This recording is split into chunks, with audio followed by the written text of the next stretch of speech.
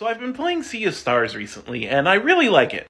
But I noticed something about it and a lot of other indie games that try to recreate the SNES feel. And that is that they are usually afraid of you figuring out how to break the game wide open. This was largely advertised as a Chrono Trigger-like. I'll tell you right now, it's no Chrono Trigger. And part of the reason is because Chrono Trigger did not care if you broke it. Everyone remembers getting all gold studs like at the end of the first run. A lot of SNES era games had exploits, very big exploits that if you found, you just felt smart for doing so. Think Final Fantasy VI and the Vanish X Zone trick. And a lot of newer games think that it's a virtue to get rid of that and make sure that there's always a challenge, but that kind of homogenizes the game experience. On the contrary, think of games like Tears of the Kingdom or Baldur's Gate 3. Two very different genres of game, but both of those games have the philosophy that if you could figure out how to break it,